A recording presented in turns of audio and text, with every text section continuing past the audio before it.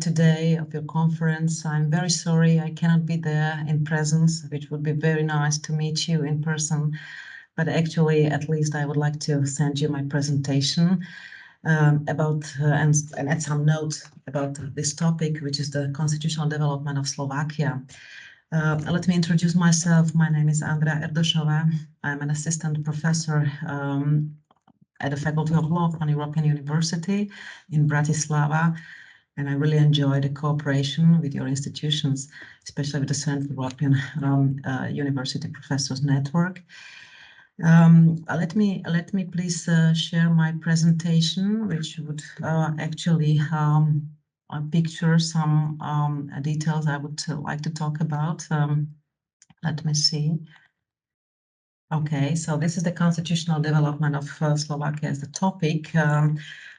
First of all, it seems to be extremely difficult to pinpoint all the essential details of the constitutional development of Slovakia, because this development after the First World War was accompanied by many different turbulences. We have to imagine the whole history thread from the great economic crisis through the Second World War, the era of communism, and the development after the Velvet Revolution in 1989, as well as many changes in the governments and thus changes in the orientation of the country and the system of constitutional changes. So that's why we would start with our really important milestone, which was the October 28th, which is the public holiday for Czech Republic, but not for Slovak, unfortunately. And it is the day when the Czech-Slovak National Committee declared an independent common state of Czechs and Slovak. As you see in the picture, this is President Masaryk. And this law, which was adopted in 1918, was the law called the First Constitutional Provisional, which also served as a reception norm, and it established legal continuity with the former Austro-Hungarian monarchy. This means that the provision legislation remained in force and caused considerable problems, which were significant differences between the Austrian and Hungarian legal systems. However, the constitutional basis of the Czechoslovak Republic was formed in 1920, and this constitution was inspired mainly by the Western democracies, such as American and French, and the Constitution of the Weimar Republic. And actually, it based the theory of the three-part divisions of the state powers and the theory of the natural rights of citizens, which was very important at that time, and also mentioned parliamentary democracy as well as the system of protection of fundamental rights. So this was the era which actually was even supplemented by 8 constitutional laws, among them, for example, those which regulated the state borders, as you see in one of the pictures, with Germany, Austria, Hungary, and Romania, but actually was applied until the September the 10th, 1938, where the Munich Agreement was signed.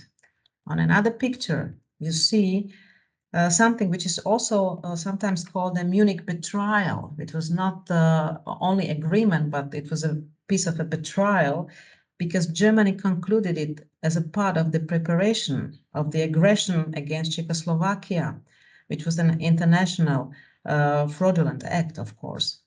As a result of this Munich agreement, the Czechoslovak president Edvard Beneš resigned in October 1938 and later emigrated from the country and served as an exiled president. So another era which came after was the era of Josef Tiso, who was the president of Slovak state, and actually the adoption of the Act of Independent Slovakia came in 14th of March 1938. The Constitution of the Slovak Republic was actually promulgated as a constitutional law under the number 185 of the Slovak Code from 1939. As the model for elaboration, they served the fascist system in Italy, Portugal, and former Austria. And actually, the result of this constitution is very much influenced by the cooperation, by the fraud actually, by the cooperation of President Tiso with Hitler Germany. The statement emphasized the divine origin of the power and law, and the Slovak state was built on the principles of the Christian state. Because President Josef Tiso, who went down in history as a collaborator with fascist Germany, was actually a war criminal. Nevertheless, there are the parts of the society that repeatedly tend to rehabilitate his personality, and also we are very ashamed because we still name one of the streets in Varin, which was the village next to the middle of Slovakia, where he lived, where he served. As a priest, and actually it's still called according to his name. It's the Tiso Street, and it's a real shame of the history not to realize what kind of a personality he was. In addition to the state party, Hlinková Slovenská ľudová strana, two other political parties of national minorities were involved in Slovak state, and it was the German and Hungarian minorities. It's interesting that during the entire existence of Slovak Republic, no elections to the parliament were held. Towards the end of the war, Slovak national uprising was actually broke out in Slovakia, which placed the Slovak state on the side of anti-fascist struggle and subsequently on the side of the victorious states. So you see, this is the memorial of Slovak national uprising, and you see some of the pictures from the battle against fascists, and actually the way the virtues, how they struggled, and actually how they made this uprising. During the Slovak national uprising, the Slovak National Council took over all state power. And this is an important constitutional aspect, which enshrined the declaration of the Slovak National Council of September 1st, 1944. And the Slovak National Council takes over the legislative and executive powers in Slovakia, which was very important, of course. You see, this is the exiled President Edvard Beneš, who we mentioned about, and actually they led the politics from the exile from the United States. So after the World War II, in March 1945, a meeting was held in Moscow between the Czechoslovak exiled President Edvard Beneš and representatives of the Communist Center led by Klement Gottwald. And they adopted a document which is so-called Košice Government Program. This was adopted, and actually the aim of the document was to recognize the originality of the Slovak nation and then the Slovak National Council as the representative of the sovereignty of the Slovak nation.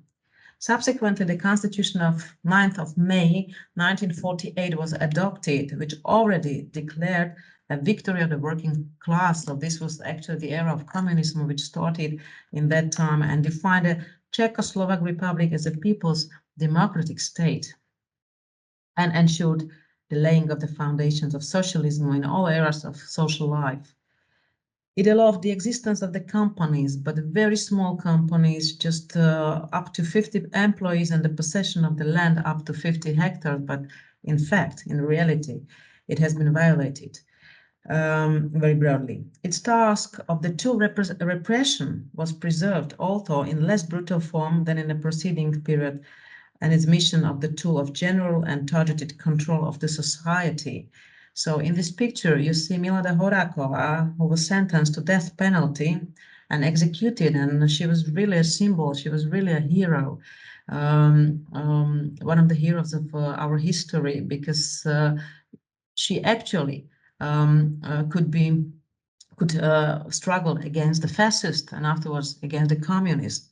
But actually, she was a symbol of integrity and inner conscience. And unfortunately, she was executed. A lot of artistic pieces were afterwards made up, like dramas, operas, and a lot of films about her inner victory and heroism. So she was also the symbol of this monster trial, reprisals and monster trials during the 50s. A lot of persons were executed because of the betrayal against the communism era. Okay, so this stage of double mission of the state security practically survived until the fall of the communistic regime in Czechoslovakia by the end of 1989. And the second constitution of Czechoslovakia was actually adopted as a constitutional act number 100 from 1960. And this constitution of Czechoslovak Socialistic Republic was the monopoly of the Communistic Party, and it already has been incorporated in the interest of the building socialism. And the constitution of the Czechoslovak Socialistic Republic brought many changes in the sign of the transition of the state from People's Democratic to Socialistic Republic. So the main goal was to build up a perfectly form of the communistic strategy, but it never happened, actually. It was just the aim. After this period, the constitution allowed just small businesses, but without the exploitation of a foreign labor, of course.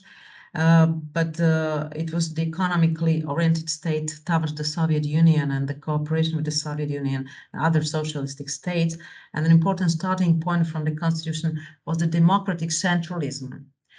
It should be also noted that also the constitution enshrined in the second chapter essentially broader catalog of the fundamental rights, as well as the proclamation of a socially oriented state, and also the freedom of religion and the right to profess any faith or to be without faith. In fact, it was just a law in books, but not a law in action.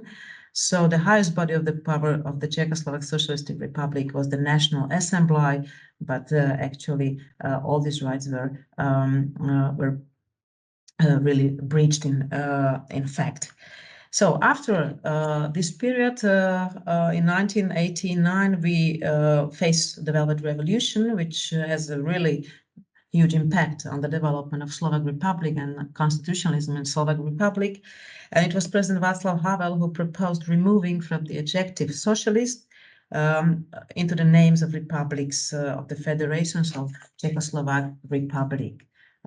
So this is the Velvet Revolution. You see the historical pictures of this revolution time, and this is Verenost proti násilí, which was the movement against the communism era.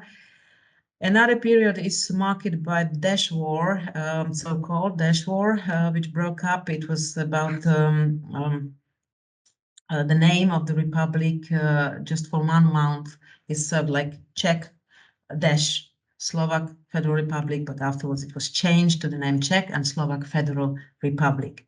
The second half of 1990s was marked by two basic problems that caused social tension of the Slovak domestic politics scene, and it was the form of the language law and the competent law.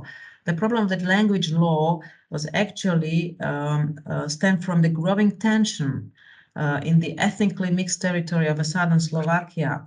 And it was discussed in 1919 in October and came to the adoption of the government's draft language law, which introduced the official language in the territory of Slovak Republic as the Slovak language, which is obliged to be used by the state bodies and municipal self-government bodies. But citizens could also use the Czech language in an official communication, and if members of the national minority made up at least 20% of the population in a town or municipality, they could use their own language in an official communication in such towns and villages. So this was about this language law. And another one was competent law, the new definition of the competencies between the federation and national republics. We have not enough time to go into the details, but actually it tried to strengthen the position of both states, Czechs and Slovak, of both republics, against the federation. The Competence Act calmed Slovak-Czech relation for some times, but actually did not solve the philosophical side, the philosophical real problem of the different understanding of Czechoslovakia by Czechs and Slovaks, which actually led to something which was not a compromise. It was a really very strict solution for this problem. You see the historical picture, which is a residency of Tugendhat. It's a villa, it's a residency, which is Art Nouveau. It's very often visited by a lot of tourists who want to see this villa because it was just something very modern at that time when it was built up. And also one of the film was made as a tribute to this place. It's also the historical picture of meeting of Vladimir Mečiar and Václav Klaus, the prime ministers of both republics, who just decided themselves to split the federation to separate republics of Czech Republic and Slovakia, where the new history started. But actually, the real problem is that people never voted. They had never expressed their will to do such a strict solution to these problems, to national problems. And we actually can just guess if maybe there could be some way have to actually solve these differences between the republics, but not to split, not to divide the republic to separate states. So they just made a joint unit, a common state of another joint unit of Czech Republic and Slovakia, came to the opposite position, and it was a starting point. An intensive work began on proposal for the constitutional divisions of Czechoslovak Socialistic Republic to the sovereign national republics. In addition, it was also very complicated by the entry to European structures, which required the adoption of legal norms and codified the entire area of human rights and freedoms. Therefore, especially the point of view of citizens, the adoption of the Charter of Fundamental Rights and Freedoms from the 9th of January 1991, which was contained in the Constitutional Act number 23 from 1991, collection of great importance.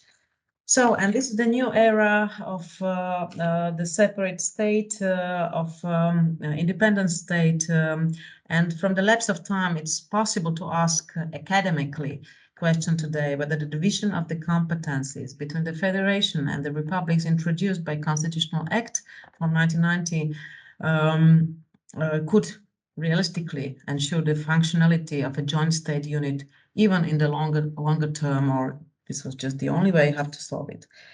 But this is the current situation. The Constitution of the Slovak Republic was adopted on the 1st of September 1992, and the current constitution is still valid. It's hierarchically highest legal act valid in the Slovak Republic. It's actually like an agreement, like a agreement of the society. And it entered into the force together with the declaration from October 1992, with the exception of the certain provisions referred to in Article 156.